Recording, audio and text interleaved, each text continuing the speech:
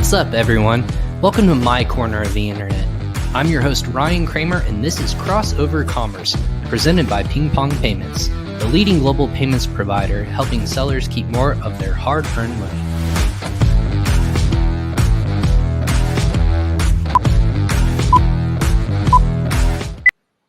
What's up, everyone? I'm your host, Ryan Cramer, and welcome to episode 107 of Crossover Commerce, Inventory-Minded Marketing.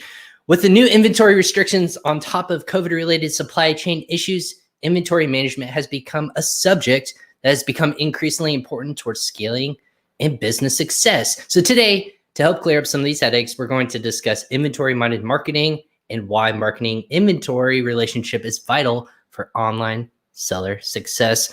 Welcome everyone again to episode 107 of Crossover Commerce. I'm Ryan Cramer, and as always, Crossover Commerce is presented by PingPong Payments. PingPong transfers more than $150 million a day for e-commerce sellers just like you, helping over 1 million customers now. PingPong has processed over $90 billion in cross-border payments. And to start saving today with a payment service provider, go ahead and sign up for free today. Click on that link below. Check out the show notes for all the great tips and tricks that we're going to be talking about today, where to follow us, where to check out if you want to connect with our guest after the show. It's all going to be right there. Just click below and go ahead and check out those links. A big welcome to our audience who's watching on Facebook, YouTube, LinkedIn, and Twitter live.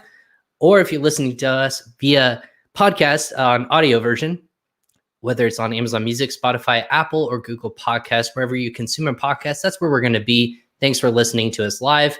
We appreciate everyone who tunes into these episodes. Again, episode 107, we're going to be talking about inventory. It's one of those headaches that so many Amazon and e-commerce businesses have headaches around. So that's why our guest today is the master at what is going to be talked about today. We're going to get the insights, tips, and tricks on how to be more efficient, how to kind of sidestep these issues, and maybe optimize your business a little bit more. So stay tuned.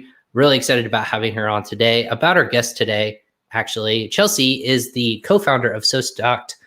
She has spoken to hundreds of 6, 7, and 8-figure Amazon sellers about inventory management and has been able to isolate the biggest mistakes and the most vital best practices to actionably improve inventory management. Ultimately, this leads to scalability and profitability in any Amazon business. Her company, SoStocked, is Amazon inventory management forecasting and tracking software that has an inventory marketing mindset that makes managing inventory easier and realistic.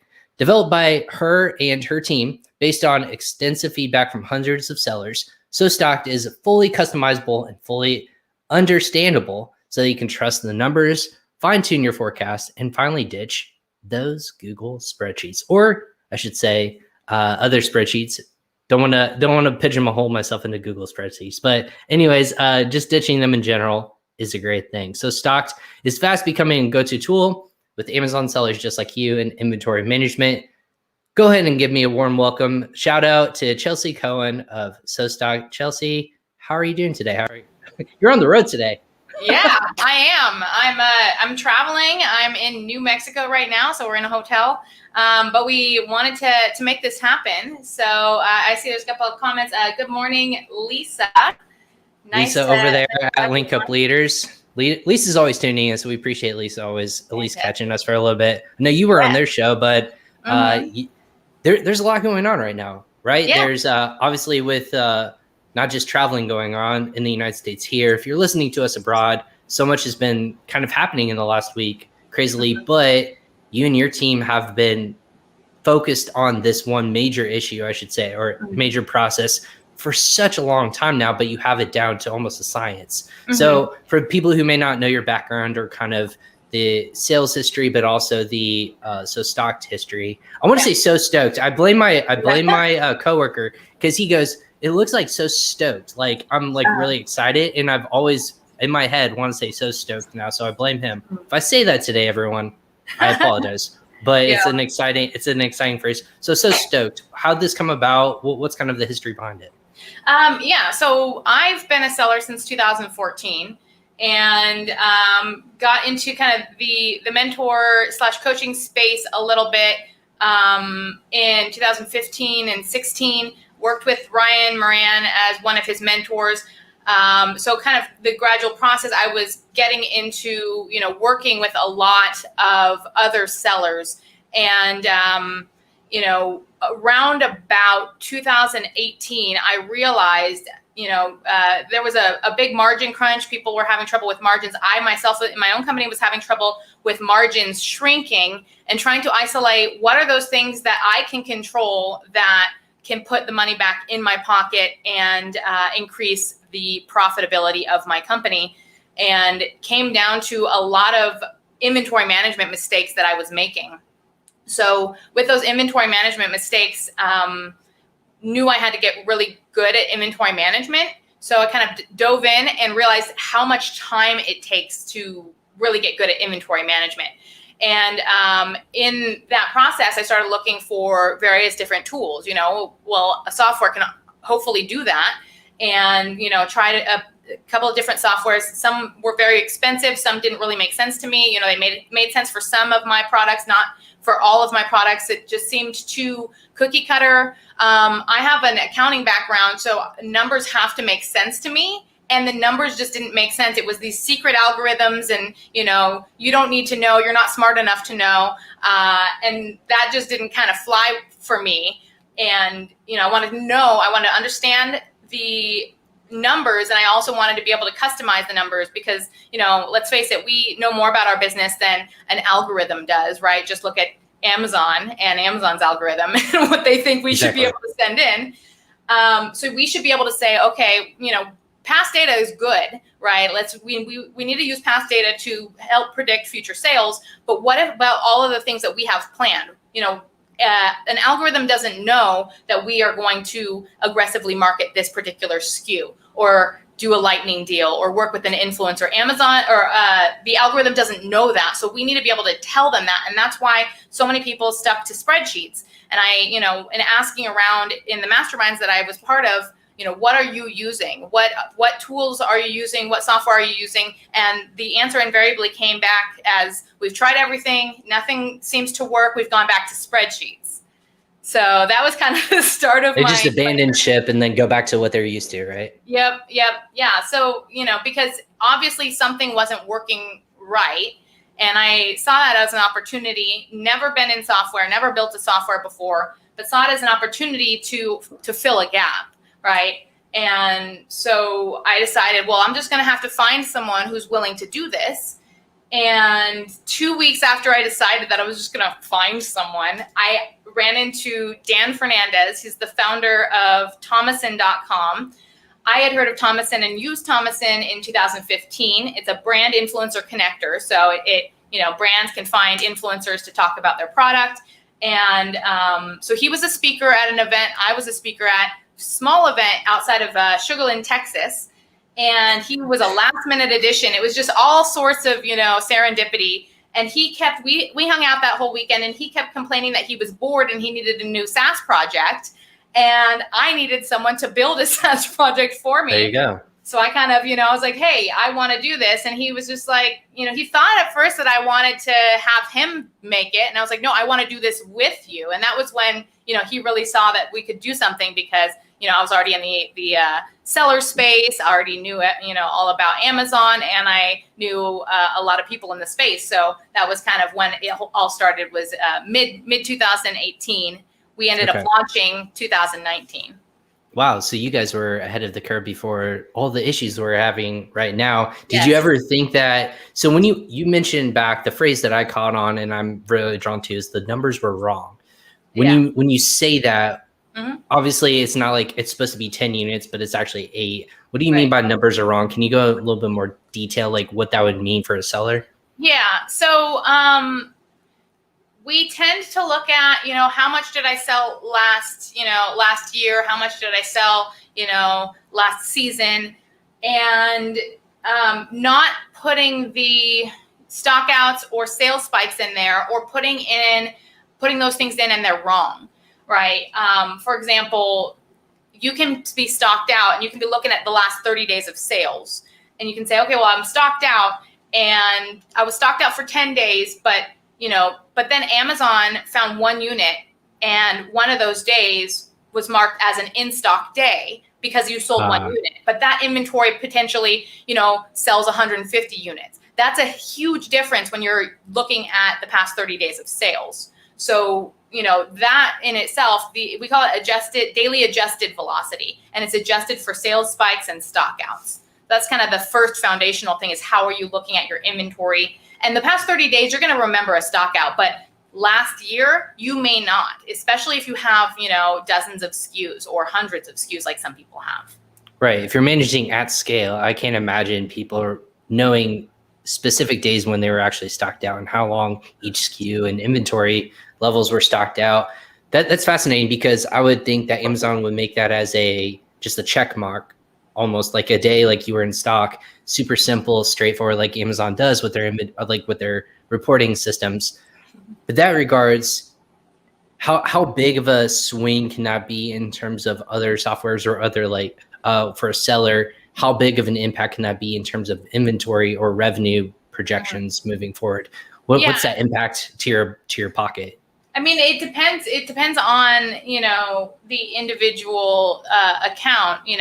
For some accounts, it could be, over a year, it could be thousands. For some, it could be, tens of thousands, or even, hundreds of thousands. So it really is relative to that particular account. And it also is relative to how good you are at staying in stock. So if you haven't stocked out that much, then it won't be a big deal. But if you have, and you don't have a proper system in place, we'll have people come in. It's very interesting, because you have top sellers, 8-figure sellers sometimes come in, and they'll look at their numbers. And we actually had someone who, he was using another platform. I won't name names, but he was using another platform, and he found that it was wrong, but it was the only thing that he really had for the past, many years.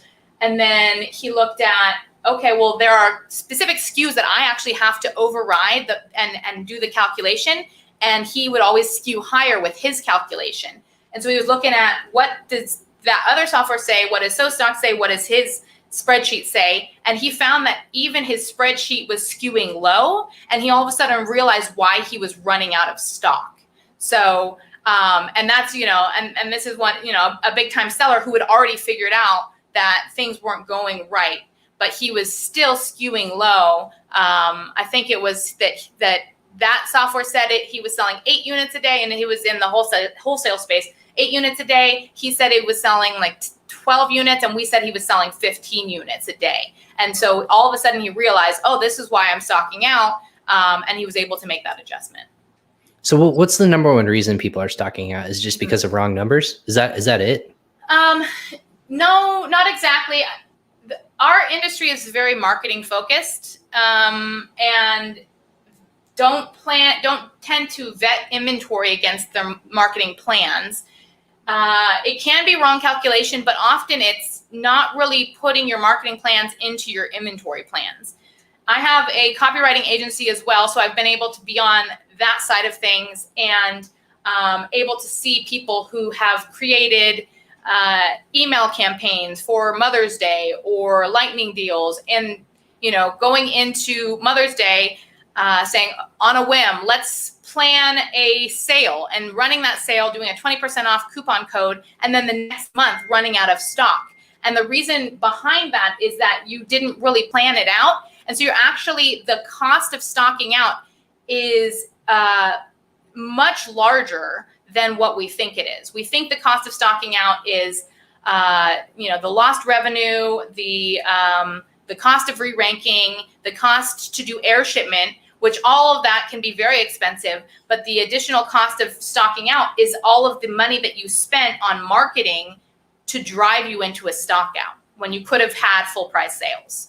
Right. Almost the lost cost of doing business when you could be making a profit. It's all just a negative in your balance sheet.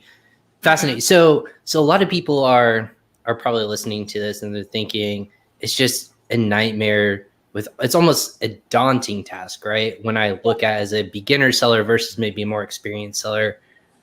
For beginner sellers, what are the number one issues that they're going to be looking at right now? They're going to look at the parking lot that is the Pacific Ocean across our western coastline, right? Yeah. They're going to be looking at when I should plan inventory, holidays, potential shutdowns. I was listening to Clubhouse yesterday or a few days ago, and they were talking about even forecasting for 2022 because China or somewhere, I believe it's somewhere in China, they're just going to have a month-long shutdown because of not just Chinese New Year, but also the Olympics is happening. So just nightmare in terms of logistics and planning for that. So they said, if you're not going to order by October of this year for Q1, Q2, 2022, you're going to be in big trouble. So what are all these things that you have to account for as a beginner seller? Yeah. So ordering early at this point is important. You have to start planning on that, but then we're seeing that lead times are becoming longer. So, you have to plan further in advance. And then you also have to plan for what we call buffer stock. It's also known as safety stock. That's extra stock that you have on hand just in case anything goes wrong, any slows occur. You have that extra cushion so that you can ensure that you're staying in stock. And that's an extremely important thing. I usually say if there are two things that you did, inventory-minded marketing, right? Applying your marketing plans to your inventory plans, and buffer stock are the two things that you should be applying as soon as possible in your inventory planning. So with that being said, with the moving targets such as either Prime Day or things that don't get announced quickly and effectively, what's the best way for a seller to plan for potential things happening, whether it could be in June this year, and like last year, it was in October. So there's a complete 2-month gap of how to plan for that. Yeah. So, I mean, the problems that you come up against are, cash flow. That's one of the biggest problems. It's like, okay, I would love to, buy 6 months worth of inventory, but it ties up my capital. It's expensive for storage, and all of those things. So creatively controlling your cash flow in terms of laying out how you process your orders with your supplier. And this does work better for suppliers who you've been working with for a while, but you can always try to negotiate with your suppliers, especially if you approach it on a win-win situation of, this is why it's good for me, this is why it's good for you.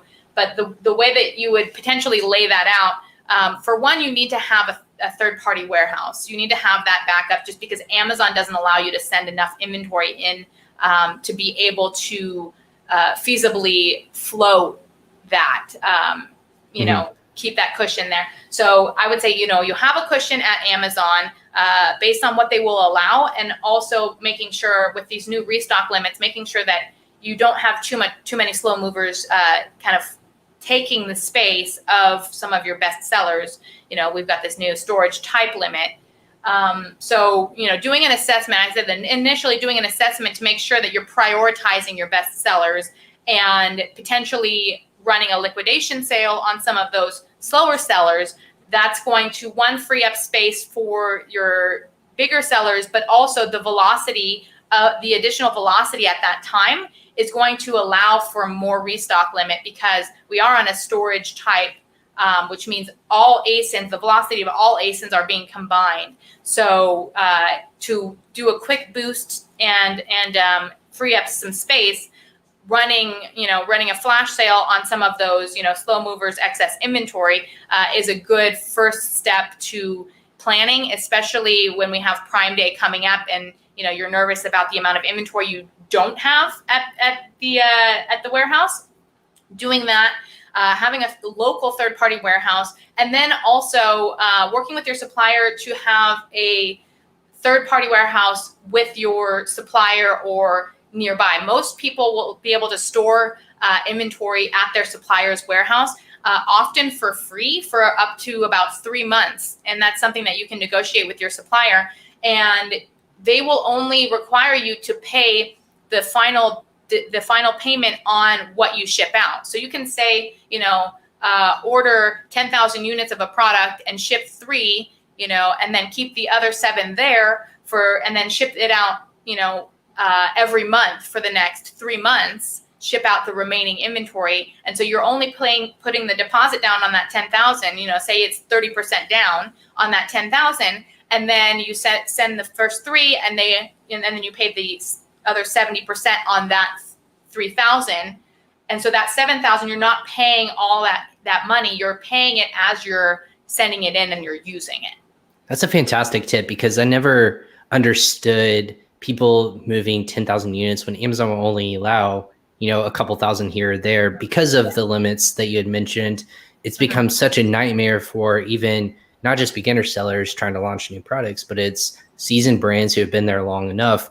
Yeah. The questions now are, do I launch new products? Do I get rid of that dead inventory weight? Because by and large, Amazon, I can't fault them for what they're trying to do. I understand that they're at capacity. Their warehouses are meant for short-term, quick-moving products. Lots of people are just sending in tens of thousands of units, and lots of it sit there.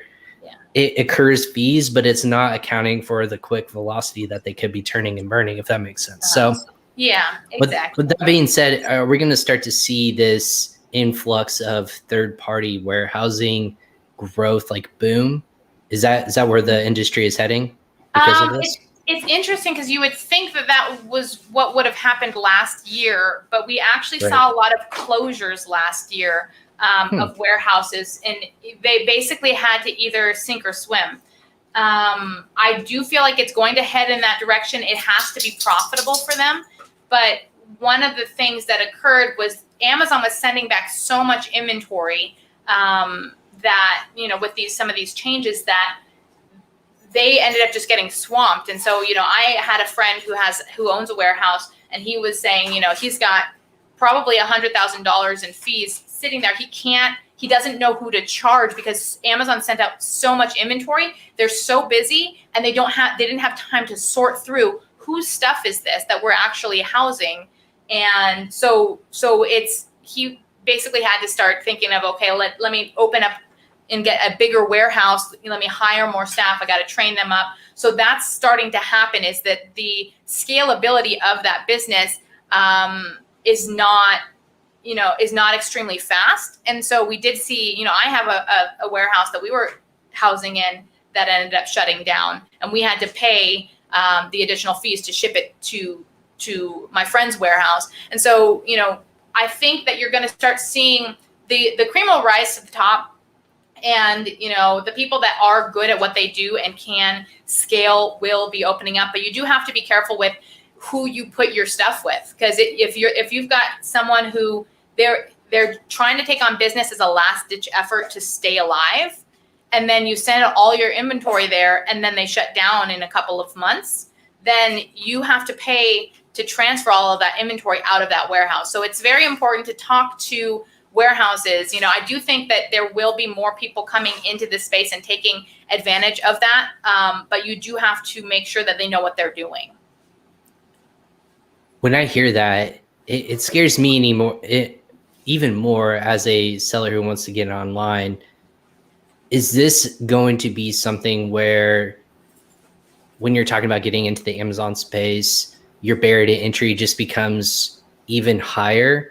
Or is this going to be something that's just going to weed out bad actors and people who just don't want to invest into an actual business? Does that make sense? Does that question make sense?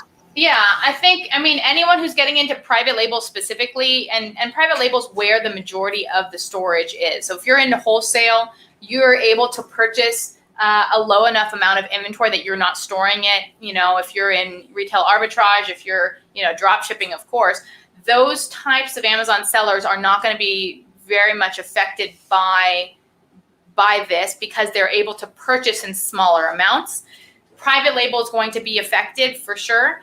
I think that there are going to be people that are going to, if you're going to get, I'll just say this, if you're going to get into private label, you need to be ready to spend money. And the private label business model is not a fly-by-night. It's something that you have to invest a lot of money in. So anyone who's getting into that space needs to understand that they're investing thousands of dollars into their first product, and they're going to have to deal with all of these kind of hoops. I do think that the get rich quick guys are not going to necessarily be approaching this space as readily as maybe some of the other ways of selling on Amazon because of this. And I think that's probably for the rest of us, right? Good for the rest of us. Good for the rest of us. Yeah, right? yeah, exactly. It's it getting harder means that you have to be better, and so we're learning that you have to be better at everything. And I like to say that I think that the industry is growing up. We used to be internet marketers, and now we're becoming business owners. By moving into the inventory space and moving into the cash flow space, really understanding that those pieces are three parts to a puzzle or to a cycle. Why you have marketing leads to inventory, leads to cash flow. And if you're not good at these other two pieces, it doesn't matter how good of a marketer you are. If you're out of inventory, you're out of business. Absolutely. How do you, when you're talking to a seller, how do you know what is the right amount of inventory to order instead of over ordering or under ordering? I feel like a lot of people would miss the target more often than not and under order. Yeah. How are we preventing this, or how is SoStocked preventing that? Yeah, so that's a matter of setting a buffer stock, and you have to consider what is the longest possible time that it could take for your inventory to arrive. And beginner sellers will have to potentially ask around, and I think for beginner sellers, you really have to find a good network and ask questions. And good network means that their track record. It may be a little bit more difficult because a lot of people like to share their opinion, whether they're right or not. Welcome to social media, right? Yeah, exactly. So, but you have these masterminds, these paid masterminds out there that you can become a part of, where they're curated by people. So sometimes those types of networks or masterminds are extremely valuable at preventing you from making mistakes. So in terms of, how to plan the inventory, right? You want to make sure that you have enough of a cushion. And on Amazon, you would have a cushion on Amazon. You may have a cushion now. More than likely, you're going to have a cushion outside of Amazon. That wasn't as common, say, beginning of 2020 and earlier, but it's more common nowadays.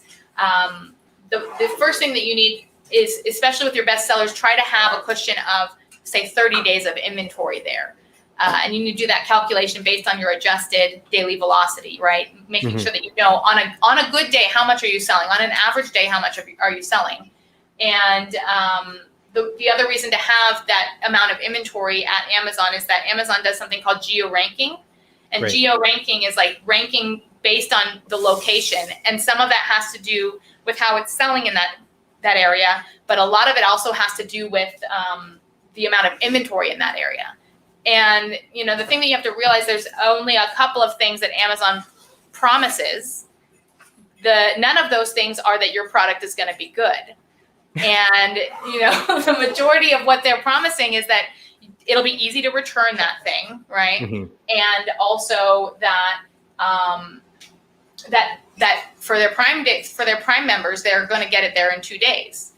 And that's Amazon's promise. That's, so they want enough inventory spread throughout the country so that they can get it in 2 days, right? I'm driving from California to Texas right now, and, that takes 2 days. So if I only have inventory in California and I want to go to the East Coast, and someone wants to buy it on the East Coast, Amazon doesn't necessarily want to make my product as readily available. So it might start pushing me down the ranking because it doesn't think it can get the product to the customer on time.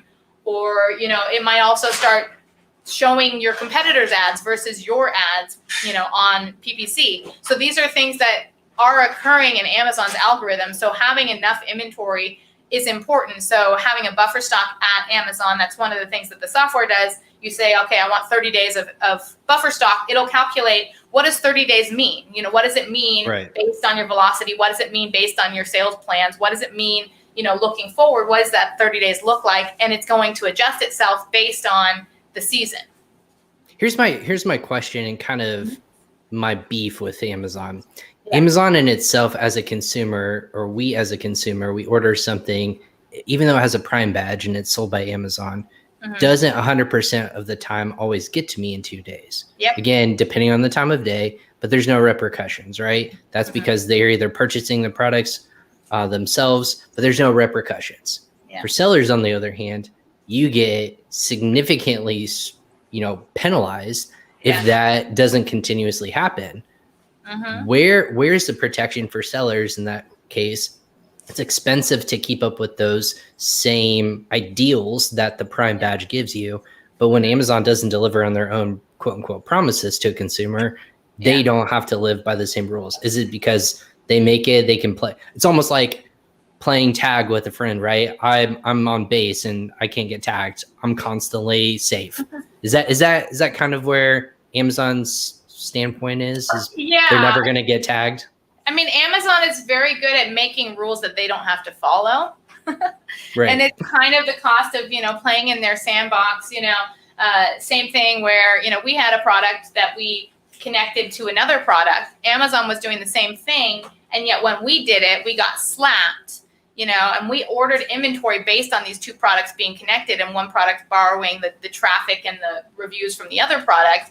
And, after we placed that order, we were told, you'll be suspended if you do that again. And so we had a bunch of inventory that, we're still selling through. It's just, these crazy things that happen that, it makes it so that Amazon has the competitive edge. However, there are companies there are entities and there are states and there are senators who are looking at Amazon and trying to stop some of these things from happening. So there are people who are trying to regulate some of this. And I believe they're a bit better in Europe about doing some of these things. For example, in the US account, I believe after 2017, I think it was, they hold back 40% of your payment.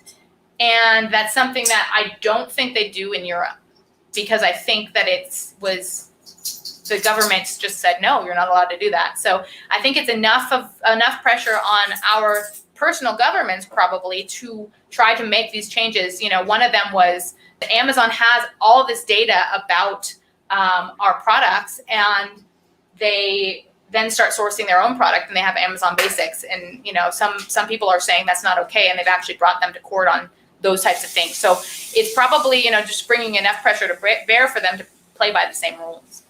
Absolutely. So since we are an international company and we're always trying to find efficiencies in the matter, again, ping pong is paying in local currency. What are some tips that sellers can get their inventory quicker instead of getting, if it's a major supplier, instead of you at the bottom of the list in terms of priority or just, who is going to be working on your products first?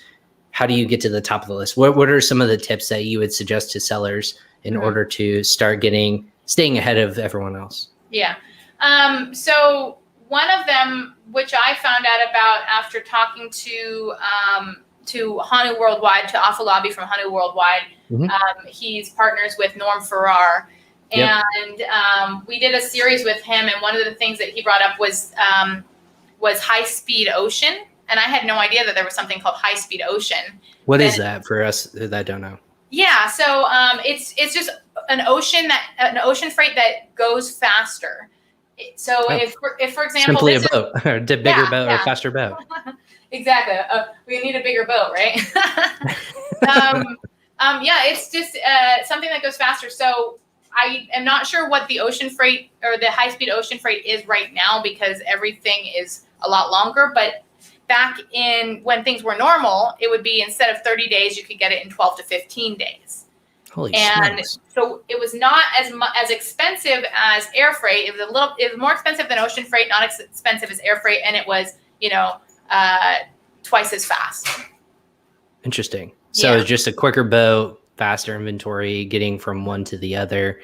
I always hear air freight versus, water, obviously on the water, and there's complete distinctions between the two. At what point is it make sense for consumers, or I should say sellers in this case, to start using air freight versus, what's that tipping point, air freight versus water freight? Yeah, if you're going to stock out and you can affordably send a little bit of extra to prevent a stock out, it's more important now than ever because of the way that Amazon calculates restock limits.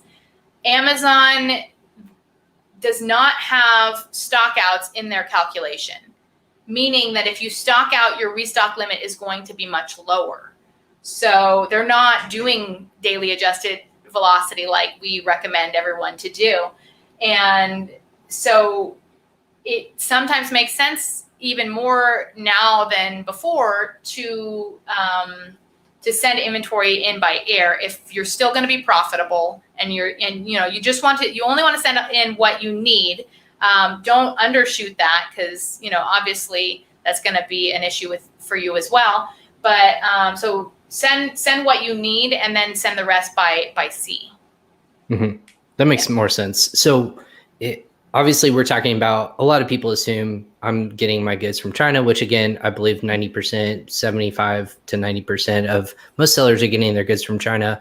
Yeah. What about inventory in different parts of the world? Do you guys account for that? Or what's kind of if you had to rank them in terms of the easiest countries to source from with inventory, is China always pretty much going to always be number one? I would assume that. Correct? Yeah, most sourcing agencies and freight forwarders that we've dealt with has been from China.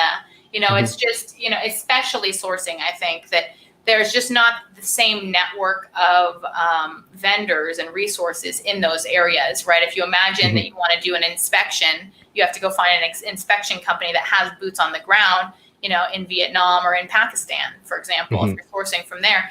A little bit less common. So it's just, the market is in China right now. I think that, that'll start kind of shifting over.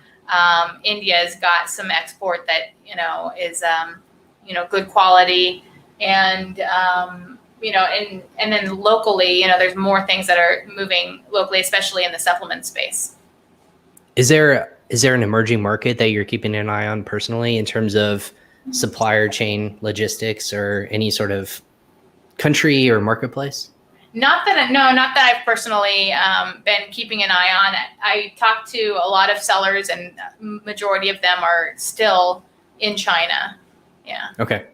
What about marketplaces in general? If I'm a seller and I'm trying to send goods to, for example, the UK, that's a big one that a lot of our customers are saying, I just don't want to get into the UK because I have to figure out all the different restrictions. I have to double my efforts because it used to be just in the UK and it could just fulfill all throughout Europe.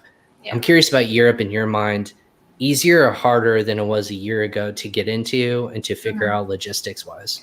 I think it's a little bit harder because you have that split, and you are crossing customs lines if you go between the UK and the EU. That could change. There's still a negotiation on whether to open the border for goods, but I haven't heard anything recently about that. So with Brexit, there was that split, and and then also having to figure out what countries you had to have a VAT license in, and so it is a bit more complex than just the U.S. You've got a lot of the U.S. now. The states have leaned on Amazon to make Amazon responsible for sales tax. So, whereas I started, I was paying 14 states. Now I'm paying 2. And some people were just like, there's no law, so I'm not paying. And, they kind of held their breath and waited for it to sort itself out, and they never paid sales tax. So in terms of the being complex, I think that Europe is a lot more complex in that way. Right. And I mean, it's just a cost barrier too. A lot of sellers think it's not worth the effort to put into that. A little bit lower barrier to entry would be nice. But as people start to figure out, I think we'll start to see more sellers grow into UK more, and obviously Germany and all those different marketplaces that are emerging. I never asked you the question. The biggest thing for people is always asking me, how can I grow my margins? Especially when ordering inventory. Yeah. I know you guys just wrote a blog article on it, but I'm curious to hear from your mouth. What are some ways to easily start increasing our margins besides either ordering more inventory or just raising the price and selling it for a higher cost? Yeah. I mean, keeping in stock is a great way to grow the margins. This tip that I mentioned before about storing some of your inventory outside, in your Chinese warehouse for either cheaper or oftentimes free, that can be huge, because if every month that you have your inventory in storage, it's costing and you're making less every single month on that same order. So that's a big one. And then another one that that people don't really think about is looking at the configuration of their packaging. And I don't mean their product packaging, I mean their carton packaging. So for example, if you're sending, sometimes you have to send one-off, and I'm seeing that probably more often you're sending one-off cartons, loose cartons as opposed to pallets in some of these cases because of the restrictions. What ends up happening is your warehouse is charging you every time. They're charging you per pallet fees, they're charging you per carton fees. So making sure that your pallets and your cartons are actually properly consolidated. For example, we looked at the cost savings of one of our slower moving products. We're storing at, I think, 6 units per carton. And then we looked at, okay, well, what if we bumped it up to 10 units per carton? What would the cost savings be over a year? And I think it was $8,000 over a year's time, just in reconfiguring the cartons. So that's something to look at. It also makes sense too. And one of the ways that we want to move the software is to look at. My husband in the background. Trying to be quiet. It's busy. You guys are on the road. No worries. Yeah. So one of the things to look at is we talked about the configuration of things, but also how is it cheaper to ship by sea? Is it cheaper to ship by air and store? Say you send everything by sea and then you store it. Is that cheaper than sending smaller orders more frequently? Because every time you send something by sea, you're paying, certain flat costs. So the more you send, the more that flat cost gets dispersed throughout all of your units.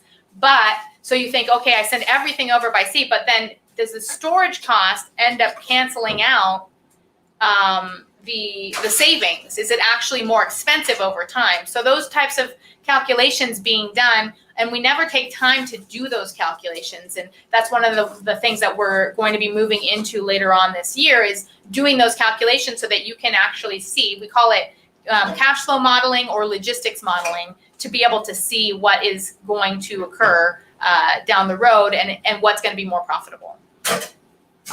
Everything I'm hearing, it would be beneficial to have a company that has all these brands in their umbrella. And I'm alluding to like aggregators. Yeah. Are you guys talking to businesses that are helping forecast at scale all these different moving parts? Because people like a Thrasio or an Elevate Brands or Heyday, any of those brands that have hundreds of brands under one umbrella, is something like this able to forecast all those moving parts?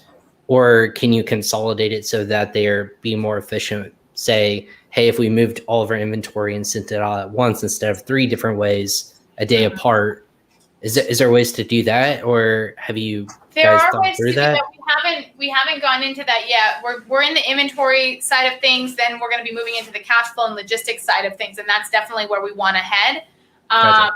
For example, container calculator. That's one of the things that we're going to be building into the software. And, container calculator is simply, what it sounds like. And we'll calculate, okay, what is the cost of, sending everything? Can I send everything in this one container? And if not, what can I hold back? What is prioritized and what can I hold back? Absolutely. I'm trying to think of just like, there's so many different rabbit holes to go down, but for the sake, I know you guys are on the road, so I'm not going to take too much more of your time, so what's kind of the next rest of this year, right, Chelsea, that we're forecasting? Major events I'm thinking of, specifically for SoStocked would would be, it's probably too late to plan for Prime Day at this point. You're not buying inventory. You wouldn't get here in time, I'm assuming, correct? Have you guys kind of that quote unquote ship has sailed already? What are we planning for? Q3, Q4, already Q1? Yeah. For next year? I think that's, people are moving in that direction to start definitely planning for Q4. So, your Q3, Q4 needs to be needs to be put together. Like usually it used to be around August, but nowadays I think it's a right now type of situation. Yeah. And so June, May, yeah. Yeah, and and ask your suppliers, also, but then don't trust that. Like start planning for before what they say. Because it can get surprising. We had, because you'll have products where you're used to a certain timeline and the timeline is way off. We have a product that we ordered in January. We're still waiting for it. It used to take 60 days. So, so there are stockouts that occur, that are completely outside of your control because the lead times double or triple. So that's something to know about because there are shortages in different industries. For example, mining. They say, okay, you can only have either have this many people or mine this many days, or they're putting restrictions because of COVID. It's cutting down on the capacity and it's cutting down on the amount of time that can be spent to produce those goods. And so there are raw material shortages. And so that's one of the things that you should maybe pay attention to. If you have a stainless steel product, if you have a plastics product, kind of learning what the raw materials shortages are. And the easiest way to do that is to ask your supplier, what are the shortages in my supply chain, and how can is it possible to purchase more raw materials? So that way your cash flow isn't completely shot. You're purchasing raw materials for a bunch of product and just paying for that cost, and so that they have it on hand or regularly paying, in some way. But the whole idea is that you need to understand the raw materials now more than ever, because there's so many shifts in those markets that are hurting the manufacturing.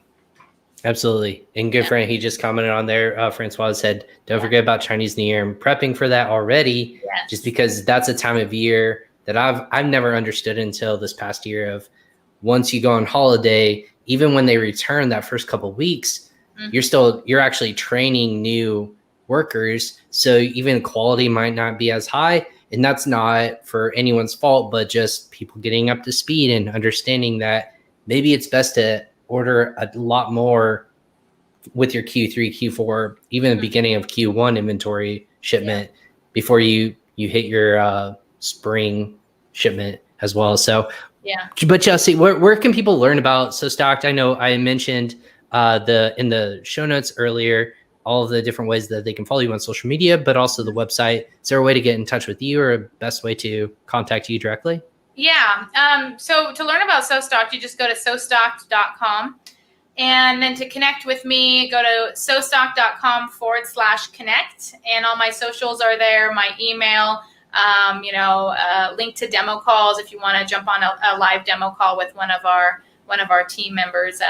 It's either going to be our new hire, Jeanette, or my own husband. So they're in the background making all that noise with your dog. No, I'm just kidding. Well, my husband, yeah.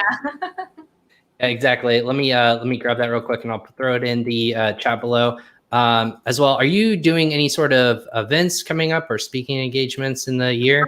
I'm not doing, in terms of speaking events, haven't done any of that. We will be at Prosper though. So we're bringing our team to Prosper, and we'll probably, host something or something like that. Find a way to get people together and, have a few drinks or something like that. Absolutely. That's the event everyone's circling on their calendar for sure. So we'll make sure we stay up to date with that in terms of seeing you guys at Prosper. Yeah. Ping Pong will be at Prosper. We'll have a booth as well. I know it's going to be a little bit smaller, but in terms of events, we're dipping our toes into the proverbial water again. And I know the world will hopefully, be a little bit different in terms of what that looks like here in July already. But hey, thanks so much. I know you're traveling, and I know you mentioned I can't miss this. So I appreciate that wholeheartedly. Be safe on the road out there. I know it's kind of crazy traveling right now, but thanks so much, Chelsea of SoStocked.com. Yeah, thanks so much for having me. No problem. Take care. Awesome. Again, everyone, thank you for joining us again on Crossover Commerce, episode 107 of Inventory Marketing. Go ahead. If you missed this live episode, go ahead and rewatch on YouTube. Follow us on social media. Make sure you follow Chelsea Cohen on social media on Facebook or Instagram. All those links are going to be on the show notes below. Go and connect with them directly. Fantastic stuff and content that they're pumping on Instagram. I swear all week I've been reading blog articles and information posted by them, just really high level thought leadership that they're pumping out. Make sure that you follow them and are subscribing to their newsletters as well. Also, go ahead and subscribe to PingPong Payments newsletters as well. There's great content always coming out with guest blog posts, current blog posts that we're pumping out. And of course, yours truly will be pumping out content as well here shortly. Make sure that you check that out. Subscribe to all of our channels on social media, YouTube, Facebook, Instagram, LinkedIn. We're going to be at all the places for future episodes. Tomorrow is going to be a roundtable of selling into Southeast Asia with my colleagues from all around the world with merchantspring.io, VAT Global, and of course, Novaland with Francois and Lisa tuning in earlier from before. But make sure you tune into that live on our YouTube page. The link will be posted later today. And then, of course, on Friday, I have Anthony Lee of Canopy Management. I'll go ahead and give a little teaser for him. He's going to be hopping on, talking about neuromarketing, behavioral economics. Don't know what that means. We're going to find out. He was super excited about it, but the nerd in me is saying that we're going to talk about data analytics and the customer mindset. I'm super excited about that, so don't forget to tune in then. Again, I'm Ryan Cramer, host of this show, Crossover Commerce. Take care, everyone, and be safe.